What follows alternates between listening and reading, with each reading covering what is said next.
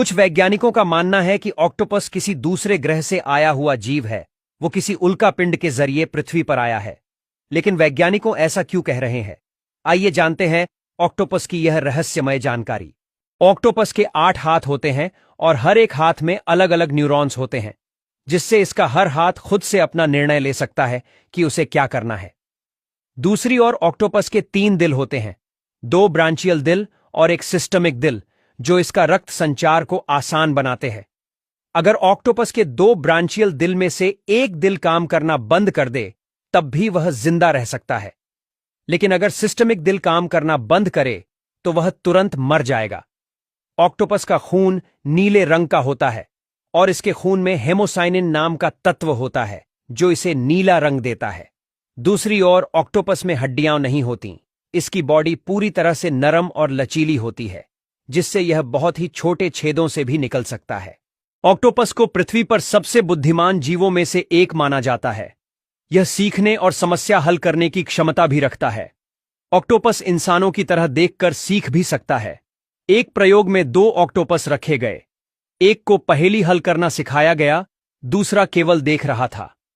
जब दूसरे ऑक्टोपस को वही पहेली दी गई, तो उसने पहले वाले से कहीं जल्दी हल कर ली। आमतौर पर सभी ऑक्टोपस जहरीले होते हैं, लेकिन ज्यादातर इंसानों के लिए घातक नहीं होते। लेकिन ब्लू रिंग्ड ऑक्टोपस का जहर इतना खतरनाक होता है कि यह इंसान को कुछ ही मिनटों में मार सकता है। यदि किसी कारणवश ऑक्टोपस का कोई हाथ कट जाता है, तो उसका शरीर खुद ब खुद उसे दोबारा उगाना शुरू कर देता है। कुछ हफ्तों में नया हाथ पहले जैसा ही मजबूत और पूरी तरह से सक्रिय होता है। ऑक्टोपस के शरीर में एक विशेष ग्रंथि होती है, जो स्याही को स्टोर करके रखती है। जब ऑक्टोपस किसी खतरे में होता है, तो यह ग्रंथि में से तेजी से स्याही छोड़ता है। यह स्याही पानी में एक गहरे धुएं जैसी धुंध बना देती है, जिससे शिकारी भ्रमित हो जाता है और ऑक्टोपस को भागने का समय मिल जाता है। दूसरी ओर ऑक्टोपस की प्रजनन प्रक्रिया बेहद अलग और जोखिम भरी होती है, क्योंकि प्रजनन के बाद नर और मादा दोनों की मौत हो जाती है। जब प्रजनन पूरा होता है, तब ऑक्टोपस की कई प्रजाति में मादा नर को खा जाती है, जिससे मादा को अंडों देने के लिए विशेष ऊर्जा मिलती है।